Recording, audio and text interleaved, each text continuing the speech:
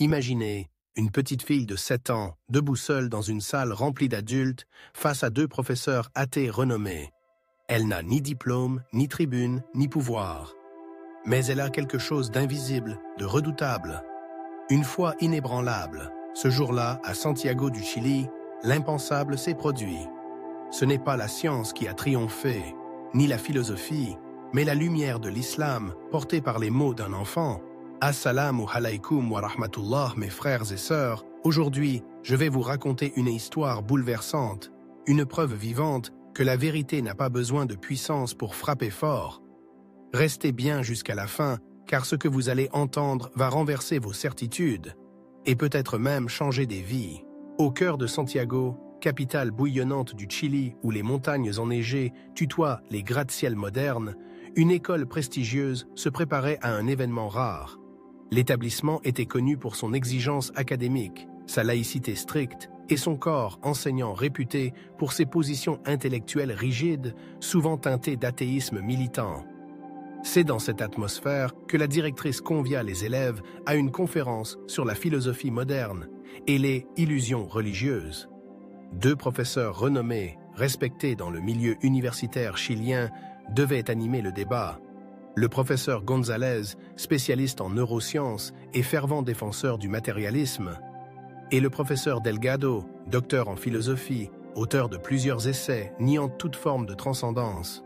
Mais ce que personne n'avait prévu, c'est qu'une petite fille de 7 ans, voilée, discrète et au regard perçant, allait changer le cours de cette conférence et secouer des certitudes ancrées depuis des décennies. Elle s'appelait Lina. D'origine chilienne, elle avait embrassé l'islam aux côtés de sa mère, convertie quelques années plus tôt. Depuis, elle nourrissait une foi sincère, pure, exempte de toute prétention. Ses petits pas résonnaient dans les couloirs comme ceux d'une enfant parmi tant d'autres, mais son intelligence, sa curiosité et sa maturité impressionnaient ses enseignants. Ce jour-là, elle était assise au fond de la salle, tenant un petit Coran traduit en espagnol dans ses mains frêles. Quand le professeur González déclara avec arrogance « Dieu n'existe pas, il n'a jamais existé, c'est une invention des faibles pour supporter la douleur du monde », un silence pesant s'abattit sur l'assemblée. Mais ce silence fut brisé par une petite voix douce et ferme. « Seigneur, permettez-moi de vous poser une question. » Les regards se tournèrent. Certains rirent, croyant à une intervention naïve. Mais ce qui allait suivre allait balayer cette moquerie d'un vent glacial de vérité. Lina leva la main, tenant dans l'autre son petit Coran.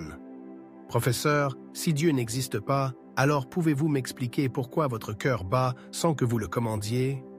Pourquoi votre souffle continue quand vous dormez?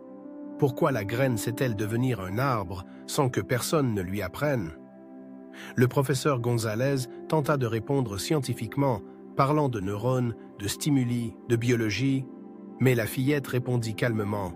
« Tout cela explique comment, mais jamais pourquoi. La science observe les signes, mais elle ne crée rien. Elle découvre, mais elle ne commande pas.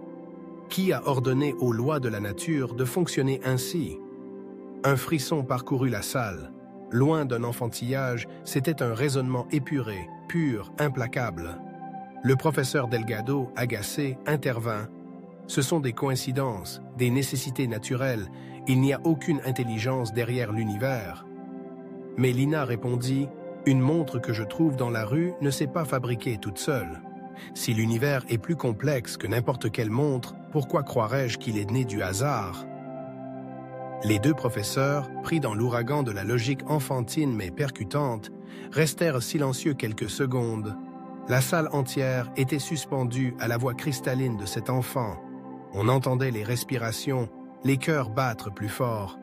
Lina poursuivit, sans haine, sans arrogance. « Je suis petite, c'est vrai, mais ma foi est plus grande que moi. Elle me donne une lumière que vous ne pouvez pas éteindre, même si vous niez Dieu avec des mots et vous vivez chaque jour avec ses signes. Il suffit d'ouvrir les yeux du cœur. » Certains élèves étaient émus. Une professeure adjointe essuya une larme discrète.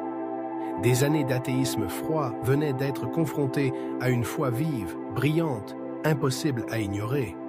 Le professeur González tenta un dernier argument. « Mais les religions causent des guerres. Elle divise, elle manipule.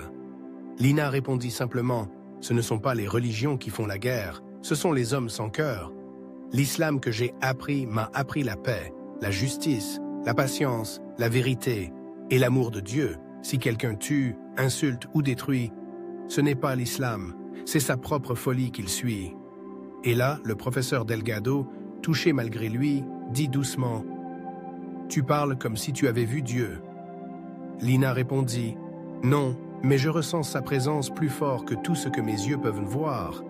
Et un jour, tout le monde le verra, ceux qui l'ont nié et ceux qui l'ont aimé. » Ce jour-là, ce n'est pas une conférence sur l'athéisme qui s'est tenue, mais une leçon magistrale de foi.